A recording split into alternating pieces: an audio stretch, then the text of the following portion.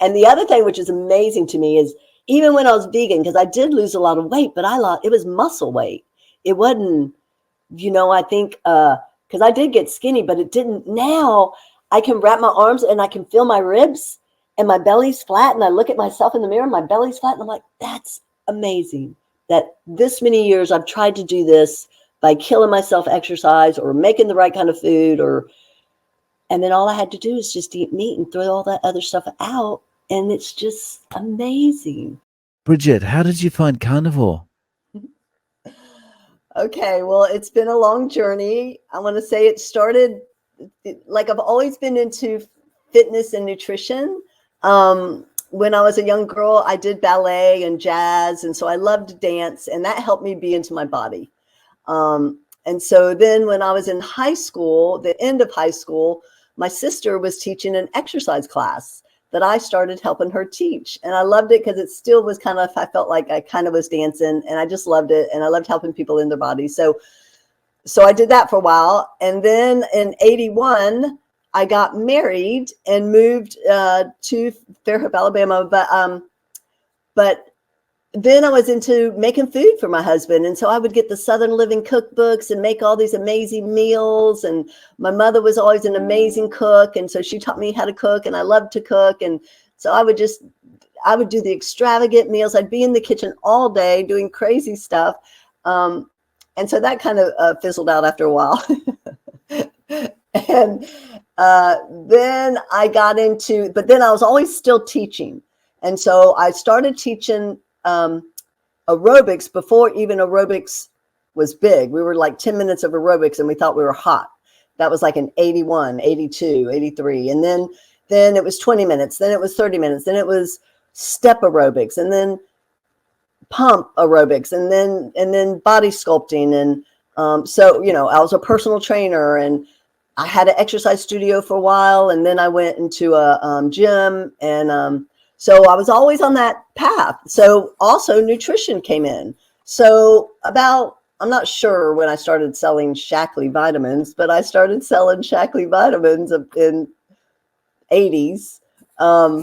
And, oh my God, I would take handfuls of alfalfa sprouts and the protein powder. And, so people know about Shackley. Oh my God. And so network marketing was always kind of like a side gig I tried to do mostly, and it was mostly nutrition because I wanted to be healthy myself. And then I loved helping other people to be healthy. But it always ended up to be a network marketing, which is a hard business to do. I was never successful. I was the worst, but I still did it. And I learned a lot. And okay, so then after, then I got divorced in 2000. We got divorced, and that's when and before, let me back up. I started teaching yoga about 95. So I taught aerobics from 78 till 95. And then I started getting into yoga, and I was very lucky that I got to study around some very good people. But, and I also need to say, when I was cooking these elaborate meals, at first it was meat and the creams, and then it came to the no fat. So then I was trying to make vegetarian. I have all the cookbooks. I have all the vegetarian cookbooks. I have everything. So I tried to make these vegetarian meals that were delicious, and they really weren't. And, it's probably why my husband divorced me. Not really, but, so I was vegetarian for a long time, trying to do the low fat, and now looking back, I mean, hindsight's everything. I see how much I was always hungry. I've never been satiated. I've always had, now I think because I exercise so much, it kept me not being too fat, but I'd always have like 10, 20, 30 pounds, is probably as much as I guess I went. But I never felt good about myself. I was always never happy. I'd look at my belly and it was this roll. I had this roll, and, I never was happy. I remember looking at my legs, trying to see one little dimple on my leg that, like, oh my God, I've got one dimple, is cellulite, just stupidness. And again, looking back, I wonder, oh my God, if I was eating right, my brain would have probably been better, So I wonder, but the way I feel now, it seems like that's true. So then I got into yoga, and I studied with some great people, did yoga for 20 plus years. That's vegetarian. That's, so I was still on that path. And then I got into veganism, and I was a vegan for 5 years, and I made extravagant vegan meals. I did the raw crackers. I made the cheesecakes out of cashews with a almond crust, and it's cashews in the middle. And oh my God, I could make tacos out of walnuts and dehydrated mushrooms. And and I was so, when I first got into it, I was so like, how can you make food taste like, how can you make vegetables taste like meat? And everything you're doing in veganism is trying to make it taste good like regular food, but again, my brain was messed up, I guess, because I was just like, how can this be? I was so enthralled. I have all the cookbooks. I started, and that's the other thing, I've always been before the curve. So by the time I was done doing yoga, everybody's just getting into it, and by the time I finished aerobic, it's just interesting how my journey's been. But so I was in the beginning of vegetarian when Matt Monarch, I don't know if you know him, Angela Farmer, David Wolf. I went to Arizona, me and my sister, one time to one of the vegan things where they have, for 2 days, 3 days, and all the people, Gabriel Cousin, all of the big people, I went and saw them and listened to them, and I was just bought the books. And, then in 2011, I moved where I'm living now, and I moved down to Central Florida where I grew up, and I was still doing vegan then for about a year. But then I noticed I was still exercising, teaching exercise, but I noticed I was losing muscle tone. I was having heart palpitations, and I didn't feel good. Let me back up a little bit. So when I moved down was right when I was at the beginning of hormone change. So I was I was late 40s, I should say, because I started, I stopped my period right at 50, and then bam. Oh my God, I had the worst time with hot flashes, and I mean, I would be panting on the floor. I mean, it lasted for years because I was still eating crap. And now I look back and I'm like, if I had just known, I could have breezed through that, I think, but oh my God. So I was miserable. I was fat. Also, you get fat when you go through that. And, it was hard. I would drink a little wine. I wasn't a big wino, but I would have wine. I mean, that was, we all did that, it seems like. But the minute I would put that wine, the minute I'd have that first sip, I would go, shh. I would just have but my brain, again, I was like, well, I can't give up wine. I'm just going to endure this hot flash. So had terrible time with menopause. But then I did, and then I was just eating crap. Because I had moved, and I was down there, and I was still teaching exercise, and I take so care of our elders. I have a few people. I was doing that a little bit, and but I would go out to eat a lot and get hamburger and French fries, and at first my body could do it, but then I noticed my stomach kept hurting, and I was like, oh, this is weird, and I kept having a stomach issue, and I realize now it was the bread and the French fries, and if I had just eaten the meat, I think it would have been fine, but. And then so then I moved back in 2017, 2018, 2019, I think 2020, as I really started looking into carnivore. I'm not one to keep up with dates, so I'm really bad about that. But because I think I've been doing it about 2 years, but I'm one that I do it. And then for a while, I also made bread. So I made sourdough bread, and I have a sourdough starter, and I've been feeding it for 5-6 years now. That damn starter's still in the refrigerator. And, and I did it with icorn flour, icorn wheat, which is supposed to be this healthier wheat. And so I would learn to make bagels, and that was fun. And, but then, when I started to do carnivore, then I got off all that. But then every once in a while I'd be like, I hadn't had a bagel in a long time, and I have one in the freezer, maybe I'll just have a bagel, I've been really good. And then I'd eat it and I'd feel like crap. And I would get cramps in my legs. So anytime I ate something that wasn't good, like sugar or bread, or I get cramps, and I get cramps anyway. So I have, I take my magnesium, that helps. And I have my electrolytes, and that helps. But I think that's where it goes for me. I don't know. So I would do carnivore for a while, and then I would like crave a candy bar, which is terrible, but I would. And then so I don't have the discipline like you guys. And I would like, oh, I'm just going to get one. And then I'd eat it, and then it just slapped me in the face. And then it helped reinforce me to stay off that crap. I think every time I get stronger and stronger, and I'm like, I don't need that. It ain't worth it. And so now I'm pretty much just steak, bacon, eggs, butter, then beef, and I love it. So my first person that I heard that really turned on the light bulb was Ken Berry when he interviewed Kelly Hogan. And it was an interview when he kept working it up where he was like, this woman's eaten just meat for 15 years. You're not going to believe what she looks like. It was a great interview. He just kept working it up. We didn't see her for a long time. I think she was running late or something. So he kept working it up. And I just was watching, and then she comes on and she's this beautiful, vibrant light.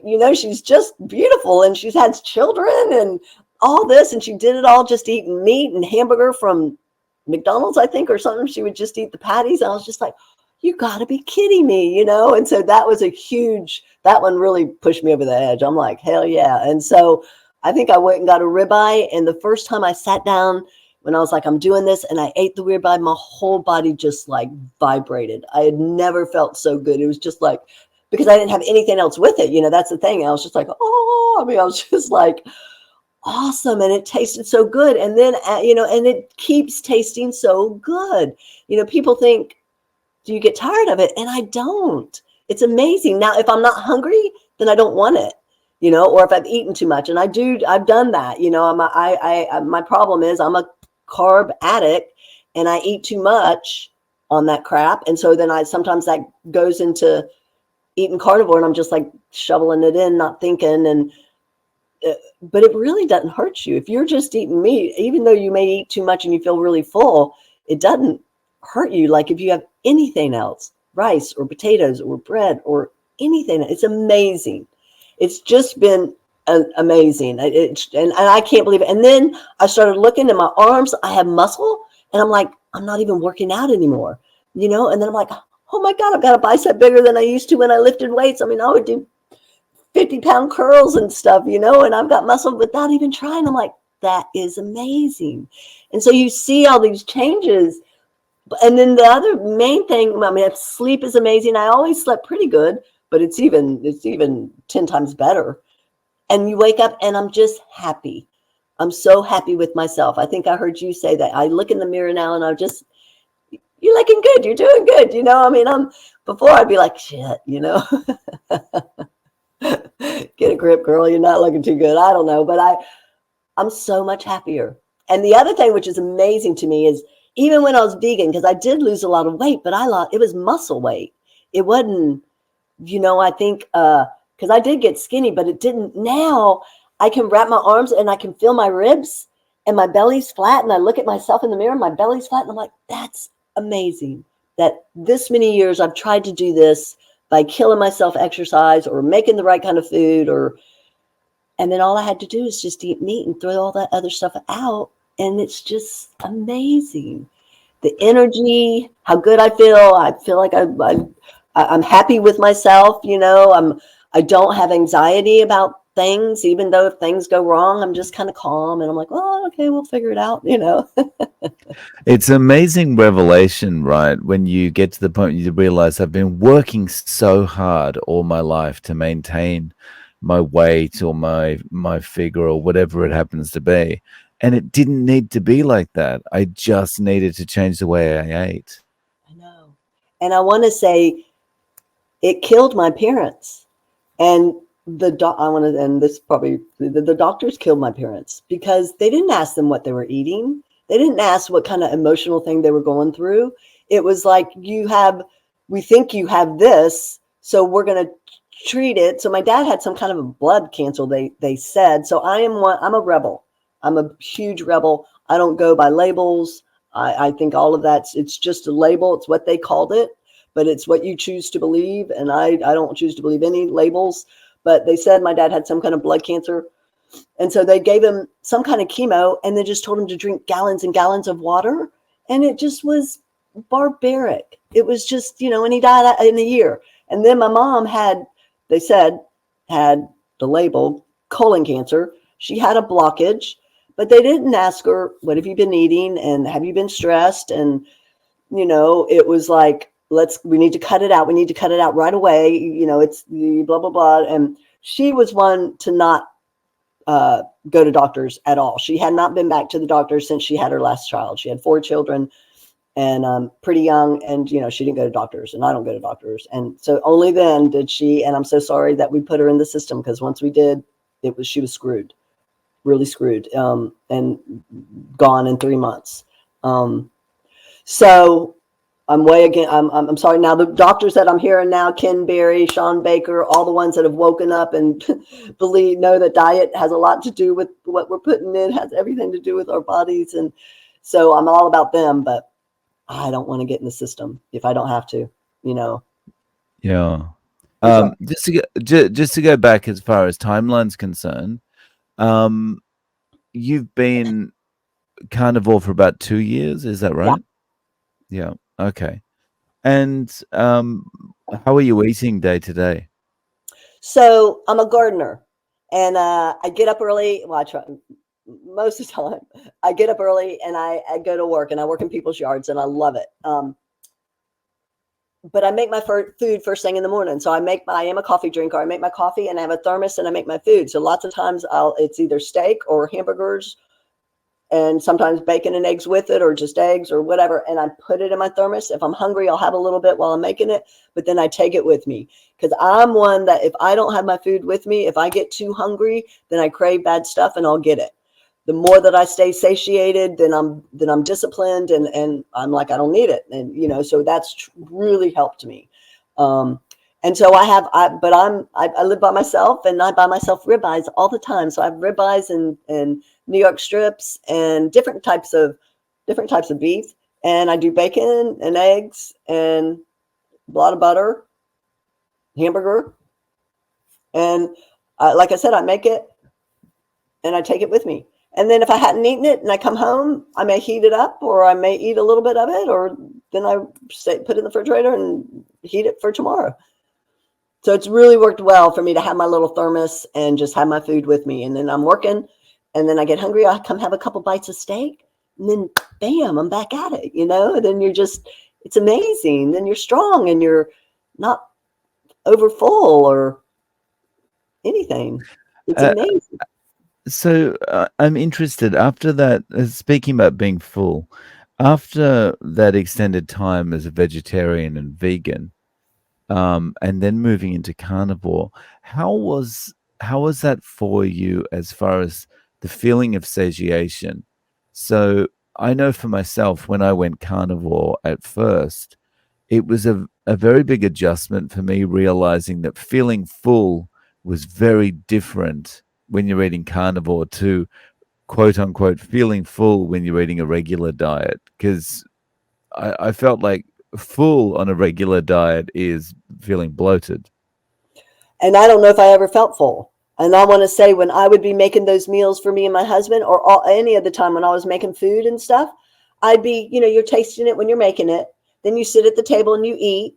And then I'd be cleaning up, and I'd still be shoving it in my mouth after eating, from the pans. I mean, I just had this, I never was satiated.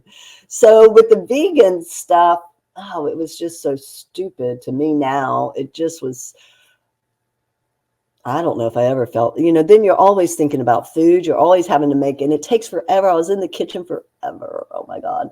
When I moved, I even worked at a health food store, and I was a vegan chef down there for about a year or two, and made the smoothies, made the, the cow, the superfoods, the raw cacao, and it just, you just have to keep putting it in. Because you don't get, whereas with the steak, you have a steak and you don't eat for 4 or 5 hours after it. You're like, don't even feel hungry. So that's what I mean. When I first felt satiated, I don't know if I've ever been satiated, because I'd always have bread or something with it that didn't serve me. It's amazing. I mean, I used to make rice and just have rice with butter on it and salt and pepper. I used to love to just eat that, and when I started going carnivore and got off it, and then maybe like I said, I would slip back or try something, or let's have a little rice, or it just was like, it was so good because it was like, no, my body was like, no, you don't need this anymore, girl. Keep listening, So I don't know if I ever was satiated, and now I've never felt better. Like I said, it's just, and I'll have to say, I went to a party on Friday, a Christmas party, and I slipped, and I had some Fritos of all things. They were just sitting there, and I was just like, oh, I'll just have have maybe 5 Fritos with dip, And then I was helping her clean up the kitchen, and I looked by, and there was these little pretzel things with little caramel and chocolate, and I don't know, I shoved a couple of those in my mouth. Well, and so that was Friday. I just got sick Tuesday. I had the worst headache, and I threw up. And I don't know if it was that, because that was a long time. I don't know if it took that long to get in my system or whatever. But another time when I was just starting carnivore, I was sitting here looking at YouTubes, and you love to just kind of shove things in your mouth while you're looking at YouTube. And I was like, I think I just want some crackers and peanut butter, and this was at the beginning. So I got some, and I had good peanut butter and good crackers, we think, and so I'm just eating it. That night I threw up. My body was like, get this out of me. And I was just like, holy crap, I'm so sorry, and I threw that stuff away the next day. And so it's kind of, it depends on who you are and how you work. But for me, I guess I have to keep getting knocked over the head a couple times before I listen or wake up. But every time I do, I'm reinforced even more. It's truly amazing what it does. It really is. Yeah, it's amazing how sensitive your body is to your diet. And once you eliminate everything and then you introduce something again, you realize, oh wow, that's what it was doing all this time. Well, and we didn't know. And that's what makes me mad, is because we didn't feel it, because our bodies are amazing. And the other thing that I'm doing is German New Medicine, which is all about every symptom in your body is a signal. Your body is never out to hurt you. People think arthritis, your body's eating itself. And none of that is true. Even colon cancer, it's from a shock. It's from a emotional, where you were so emotionally knocked off guard that the body comes in to help you. Like if the one story with Dr. Hummer is his son got killed and he got shot. And then 3 months later, he died. And then 3 months later, Dr. Hummer, who is an oncologist, German doctor, got testicular cancer. And he was like, what is this? I'm not sick. Why do I have this? And so then he was just smart. He was a brilliant man that then he thought about, does this have to do with my son? And then he started asking all his patients. So because he was an oncologist, all his patients, he asked, did you have a big shock before you had this cancer diagnosis? And every one of them did. Every one of them. It's amazing. So when it's the language of the body. And if and they all, I'm learning it, and I'm just at the beginning, but they say, if we can teach this now, before you get sick. So like I had a thing in my ovary. When my mom passed in 2001, I'm left-handed, and I had a endometrioma on my right ovary. When any left-handed person, their right side is their mother-child side. If you're left, I'm left-handed, so it'd be right side. And so that's where it was. I went to the doctor. I was sick. Like I had fever for a week and I couldn't walk. It was definitely a thing. And he sent me to another specialist, and they were like, you have to have it cut out. If you don't, it's going to, it's not going to go away, and blah, blah, blah. And I didn't do anything. And I was like, okay, whatever. And it went away. But it went away. But then after my mom passed, and I had an ultrasound, and it was down to a P. It had shrunken down, and he was like, let's just watch it. But I would still have this ache every once in a while in my leg. It would still come back. And they talk about you have tracks. That brings things back up until you really get rid of it. And the only way you get rid of it is when you can laugh about it. When you're totally over it and you're like, oh my God, that can never happen again. That was when I was a child. It can't happen again. That's when your body will come back in and heal itself. And so once I learned this, when I had that pain again, I was like, because pain is when you're healing. And that's what's so crazy is they say pain is when everybody runs to the doctor. But pain is your body when it's healing. It's already gone through. So anyway, it's crazy. So I had that pain, and then I was like, oh, you're healing. I'm like, oh my God, we're going to be okay. This is good. So I just talked to my body in a different way. It went away. I went through the whole process of tuberculosis comes in and breaks it down, and then it goes away. And then I've never had another issue with it. And that was just this year or last year. So it's amazing, this work. I highly recommend it. There's a lot of great people teaching it, and I'm going to start teaching it. I would, because that's how I learn, is if I teach. I'm not very good at learning on my own, but it's just amazing. And I believe in that. I'm all about that. Our bodies aren't here to hurt us. It's all, and we've forgotten how to feel. If we really were tuning in, how did that food make me feel? We would know more, but we've just become numb, and people have become numb to feeling. How does the food feel in your body? How does your heart feel? If somebody breaks up, all of that. It's like, what are the words we're saying to ourselves how are we feeling when we're beating ourselves up? And, it's huge. Yeah.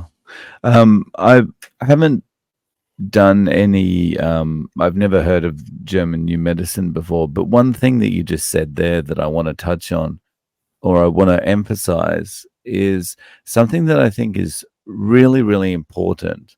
And that is, your body's not trying to hurt you, Oh, and that's, I think, this kind of, it's this generally accepted mistake that we have, when we think about things like whether it's cholesterol or whatever it happens to be, there's this focus on we need to manage it because our body can't do it ourselves. right. And that makes no sense. Every other species can manage their own bodies. They don't need intervention.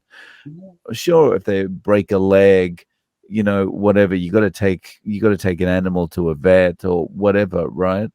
But no other species has to think about micromanaging their nutrition and stuff like that. They just eat what they're meant to eat, and they might get sick, but they get better. And yeah, we don't need to do this micromanagement so much. No, and when animals do get sick, they'll throw up, they'll quit eating for a day or two, and then they get well, and they only eat their food, allotted foods. I've been thinking about that. Like a dog, I guess a dog is more of he kind of eats everything, but I don't think he's supposed to. Because we domesticated them, probably the dog's the worst example. Like, dogs get diabetes because we give them the same crap we eat. But yeah, I guess I should say a wolf is going to eat a rabbit or a little animal that he can catch. He's not going to eat, and it's just so interesting to think, a cow eats the grass, supposed to. Yeah, we have screwed everything up. We get in our own way. We are our worst enemy.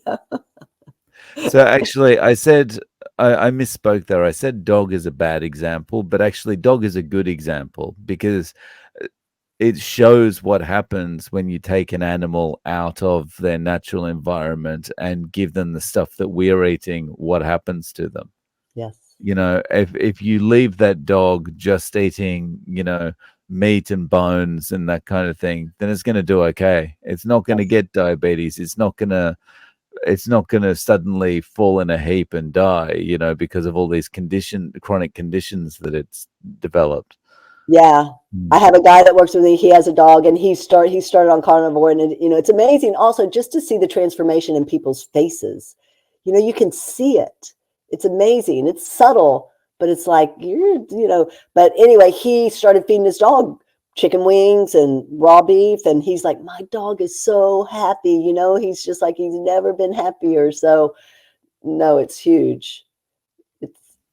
So just back on your situation specifically, if you don't mind me asking, how old are you? 63. I hope that when I get to 63, I've got your level of energy. It's and of course, that's likely testament to your personality and stuff like that. But probably carnivore plays a role in that as well. Would you Like I say? said, I'm sure I'm happier, you Mm, know. I always had this thing of I'm not good enough, you mm. know. When I was growing up in school, I had a reading issue. I couldn't read, you know. So I think all of that plus what I was eating, I think my brain wasn't getting enough fat when I would have I had terrible periods, you know. But I think it was because I was eating carbs, and then it makes you bloated and whatever, so things can't go through. And when you're bloated and then you have your period and you're more bloated, then you feel bad, and then you can't go to the bathroom and you feel bad, and you know, so all of it had to be with being constipated and eating crap. How have people around you reacted to the way you're eating now? So because I like I said, I did Shackley and I did other network marketing, so I was always trying to encourage me, you know, check this out, it's the newest best thing, right? So now my friends are like, oh shit, there she goes again.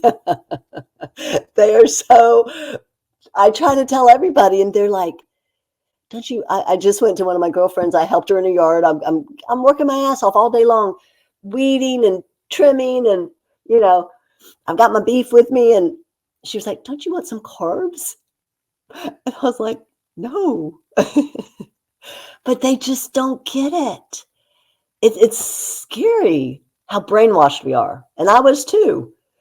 But it's interesting who wakes up and who doesn't. What takes what to wake up. But again, I've always been a rebel. So you tell me something I'm supposed to do, I ain't going to do it. And something that I'm not supposed to do, I'm going to do. So I was kind of always that way.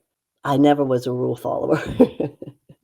So, but I have a sister that is a total rule follower. And that even goes to like, even if I get antibiotics, they say take them for 7 days. I'm like, I don't need to take this crap for 7 days. I'll take it maybe for 3 and I'm well, and that's all I need, you know? But I mean, some people are just like, oh no, you've got to go. They know exactly what's right for you. I mean, you know, so I am a bit of a rebel. And yeah, my sister came to visit, and I was like, "We're having meat." I wanted to introduce her to her, you know, um, and she had to get some zucchini. She didn't feel right unless she had some zucchini with her beef, and you know, I've had all this great beef going, and so it's interesting why I was like, "Hell yeah, this makes sense," you know, and everybody else is like, "You're crazy." I don't Yeah. know. Everyone's got their own kind of time that'll be right for them if they ever make it over. But yeah, we're I think we're still the we're still the circus attraction for the moment. Well, and what else is huge is I lost my taste for alcohol and wine. So I would have a wine, but it's tapered off more and more as I matured in life. But I still would have a glass of wine on the weekends, or I still love to go dancing. I'd have to have a little tequila maybe to go dancing or something, you know. I just don't even want it. I try, you know, same thing as I would try it, and then I was like, just doesn't serve me anymore. And so I just don't even want to drink anymore. It's That's just crazy. I didn't have to try. I didn't have to, oh, I'm going to stop drinking. It was just like, I don't want it. It's That's just interesting. That's really interesting because I've had a few people mention the same thing to me recently. amazing. Mm. Because you love wine. I used to love wine and cheese and, you know, go with the girls and have a glass of wine, and now I am just like, oh, how much it's hurting us and polluting the body. But it is a huge change to figure out what else to do, you know. I mean, how do you go and be with people, you know, because that's what everybody else is doing. I just got to find friends that are carnivores and that don't want to drink and that want to do something else, you know. Because I went to that Christmas party. There was a cute little lady, and she was doing one little prosecco, you know, a little bubbly champagne, not champagne, but it's bubbly wine, whatever prosecco is. And so I had half a glass. Just give me a little, have a glass, you know. And I had that, and then I had those few things and I felt, you know, I don't know if that's why I got sick, but I got sick. And I'm like, why did I get sick? So everything in our body is a symptom from something we've done. So even like one thing in the German New Medicine, even if you sneeze, Like if your wife said, David, take out the trash, please, and in a nice way, but you were like, underneath, you might start sneezing. That means you were aggravated. So you're just so that's what sneezes mean. So it's so fun when you learn this language. It's like, and sometimes it's just you're sneezing, right? But you can look back and say, she was aggravating me. And, so it really helps you relate to your body even more, even, it's great. I think Yeah, I was just gonna say I sneeze a lot. I'm joking. uh-oh. So I'm joking. So is this it for you? Carnivore for life? Yeah, absolutely. Oh my gosh, And the only thing I've heard that maybe you could eat squash every once in a while, but I don't need it. It's just a taste pleasure, or whatever, I don't so I guess I could say maybe I would, maybe I would have a squash every once in a while or something that isn't, but I mean, I used to do the kale salads and I would do them up with your hand to make it, and oh my God, the stuff I used to make, it just is just hours in the kitchen. But so I wouldn't do any of the kale or the greens or I wouldn't do any potatoes anymore or rice. Again, the only thing that I can think of but I don't want to right now would be a squash or something if it really was okay. Or I think Ken Berry or somebody does maybe squash or I don't know. How about you? Oh no, nothing for me. Yeah, You're done. I've tried adding stuff back in, and the pain comes back. It So does. nothing. Yeah. So I do get you have cramps. Do you get cramps in your legs? um on carnivore? You mean, or when you add something back in? Well, I guess both. Because Ah, I've been taking more magnesium. I've been taking more electrolytes, and that seems to help. But I was just wondering if you got leg cramps. yeah. That's one thing I used to when I first started, but you did. I that was just my signal that I needed to put more salt in. So Okay. yeah, the last, I don't know, 6 months, I've gone crazy with the salt. I actually I have the pink salt sitting next to my food while I'm eating it, and I'm just constantly putting more salt on, so, Maybe I need to and do more salt. yeah, that's been great. And I've heard the pink salt's really good. Like, there's more potassium in that than there would be in other stuff. I'm not sure, but yeah. And I have the potassium, the magnesium, the salt, and I put it in my bottle of water every day and shake it up, and I Mm. drink one of those. Um, so I'm doing that, and Mm. that seems to help. So I think it's just my journey. The other thing, every once in a while, just because I work so much with my hands, clippers and stuff, sometimes I get achy in my hands, but it's gotten so much better. And that's the other thing. Like, I'm not going to say, oh, I've got the AR. I'm like, it's just my achy joint. It's just been working hard and it's getting better. And maybe I need to give it a rest for a little while. I mean, I'm like all these shrubs and, you know, um, so the more that I don't get caught up in the label, I just think they just invented all those names. We don't have to believe them. Do you have an Instagram or a YouTube or anything if people want to reach out to you? I have a YouTube that I started way back in 2016 that I have 2 videos on. One was like 2016 and it was a body sculpting class, and one is a yoga class. And that's all I've done. And I don't have it open to public, but it's called Dancing with Life, which is my Gmail. And I do want to bring it back up.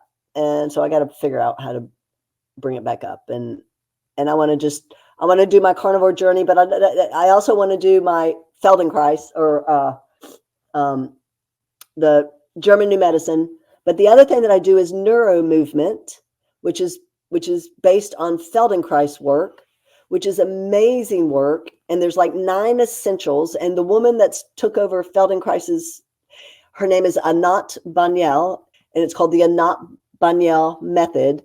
And fascinating work. It's all about your bones. But one of the essentials, there's 9 essentials. The one essential is to feel. You have to really feel your body. And the only way to feel is to slow down. And so you go so slow in your body, but you're moving your bones. It's not about your muscles or your ligaments or your tendons, but if you move your bones through your body, everything else is going along because everything else is connected to your bones. So it releases tightnesses. It makes you feel so good. People fall asleep in my class all the time. It's amazing work. I do that all the time, and I want to start teaching that. It's beautiful work. Yeah. Well, Bridgette, thank you for coming on and sharing your story with us. I really appreciate it. Thank you, Dave. And thank you for everything you're doing. You're just a rock star, and I love all your videos. It's great.